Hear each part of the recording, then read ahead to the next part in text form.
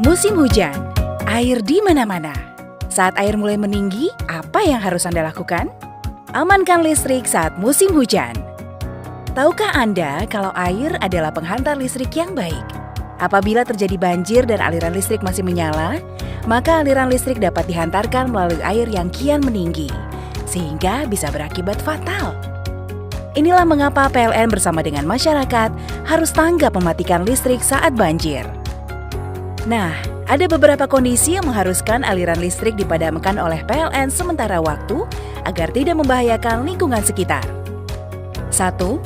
Apabila rumah pelanggan terendam banjir, maka PLN akan langsung mematikan listrik di pemukiman tersebut untuk keselamatan bersama.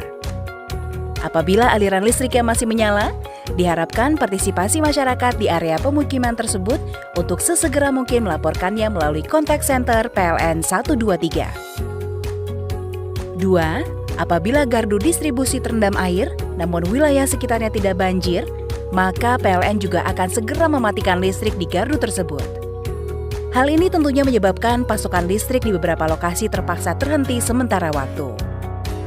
Proses mematikan listrik pada gardu tidak semudah mematikan listrik di rumah. Gardu distribusi dimatikan dengan proses bertahap, melalui pemutaran beberapa knop dan tombol. Proses ini cukup memakan waktu dan tidak mudah. Apa yang perlu kita lakukan untuk mengantisipasi bahaya listrik saat banjir? 1. Matikan instalasi listrik di dalam rumah. 2. Segera cabut peralatan listrik di rumah yang masih tersambung dengan stop kontak. 3. Naikkan alat elektronik ke tempat yang lebih tinggi agar tidak terendam banjir. 4. Apabila aliran listrik di lokasi yang terkena banjir belum padam, segera hubungi kontak center PLN 123. 5. Mengungsi ke daerah aman sedini mungkin. Jika air terus meninggi, hubungi instansi yang terkait dengan penanggulangan bencana banjir. Nah, setelah banjir surut, PLN memerlukan waktu untuk melakukan pembersihan dan penormalan gardu distribusi pasca banjir. Di sisi pelanggan, dimohon untuk memastikan semua peralatan elektronik maupun instalasi dalam keadaan kering.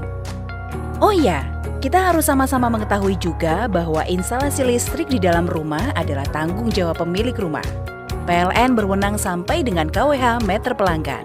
Setelah semua instalasi di sisi pelanggan dan instalasi PLN sudah dipastikan kering, maka proses penormalan listrik dapat segera dilakukan setelah penandatanganan berita acara yang disaksikan Ketua RT RW atau tokoh masyarakat setempat.